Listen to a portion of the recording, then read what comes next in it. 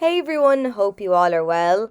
I'm kicking things off today by priming the eye area, and to do that I'm using my Urban Decay eyeshadow primer potion.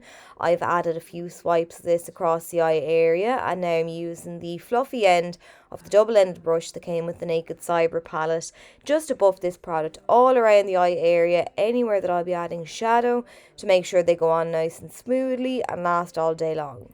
So I'm using the ABH Modern Renaissance palette today. It's such an oldie but a goodie, probably my favourite palette from the brand, and I'm starting out with the shade Buon Fresco. It's a lovely soft matte mauve shadow, and I've picked this up on a Smashbox shadow liner brush number 30, and I'm starting on the outer corner of the eye, right where the bottom lash line meets the top, and I'm drawing a line straight out from this point, and I'm just angling it towards the tail of the brow. So I'm doing this to map out the shape of my shadows. So I'm going to blend them in from this point. There will be no shadow past this line. And by drawing it this way, it just gives us a softer, smokier appearance than if we use, let's say, tape to create that edge. I like to apply and blend a little with that shadow liner brush, but you can of course use a blending brush, which is what I'm doing now, to build up the colour a little bit more and to fade it out a bit more effectively. The other brush would be good if you're stuck. It is doable, it just takes a bit longer to get a seamless effect. So I'm very lightly just buffing this over and back along the shadow using large circular motions and angling my brush on the eyelid, and I'm not fully blending across the crease, I'm keeping everything to that outer half. So once I've built that shadow up in a couple of light layers, I'm moving on to the shade Love Letter, which is a matte vibrant pink, and I'm picking back up that Smashbox brush and using this to initially push the colour into the lash line just on the outer third of the eye, so sweeping back and forward, and then I'm going to pull the shadow outwards, aiming towards the tail of the brow as if I was creating a winged liner effect. That's the direction that I'm going in with this shadow. Then I'm going to pick up a little more once I've no product left on my brush. I'm reapplying it this time along the pink that we've just applied to intensify it, but I'm also going to flick it up into the crease slightly on that outer edge.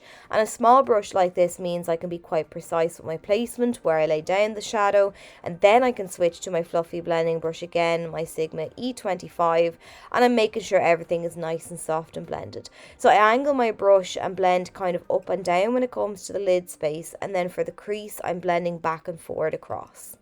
Next I'm taking the shade Venetian Red and I'm repeating the same steps. So again, with this shade, using a range of shadows like this in the one colour family, it's just going to give us a nice gradient effect. It stops the shadows looking one-dimensional, it gives us a nice professional feel to the look. So definitely a must, build up your shadows in a range of colours from light to dark. So once I've push this product in at the lash line on the outer third of the eye, I'm then pulling the shadow out towards the tail of the brow at an angle, and then I'm sweeping a little of this shade then back in towards the crease.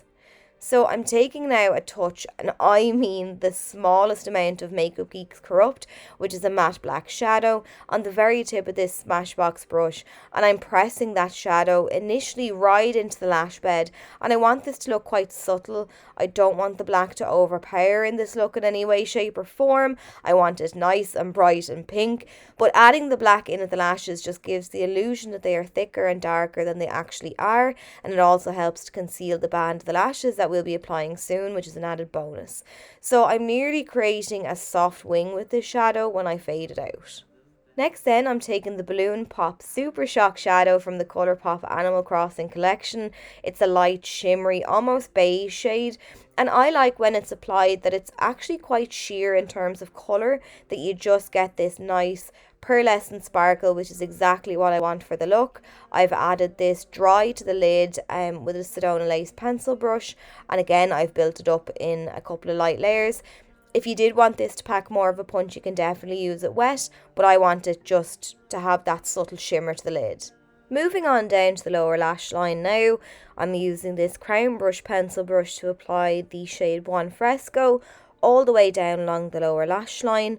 I'm then going back to the palette and I'm picking up Love Letter on that same brush, and I'm sweeping this down along the lash line too, and I'm bringing this just about halfway across. And then finally I'm going to pick up some of the shade Venetian Red, and I'm doing the same thing with this, just applying it down along the lower lash line. You're just repeating the steps that you have above, just building up those colours once again and fading them out. So at this point now, I just want to add some finishing touches, so I felt that the colours on the lid could pop a little bit more. After blending the black, I lost a little bit of the intensity, so I'm just going back in and reapplying, touching up where I feel needs a little bit of a boost. And then I'm going to take this nude liner from Colourpop. I'm applying it right in the inside of the eye. I kind of make a frowning face to expose the waterline, and it just saves me then tugging on the eye. My eyes are quite sensitive, so I don't want to do that. I've added the So Sue London lashes, and now I'm using the L'Oreal Paris Air Volume Mascara to blend my own lashes in with the false ones and to coat the lower lashes too. And that's it. So I hope you have a lovely Valentine's Day, and I'll catch you all soon.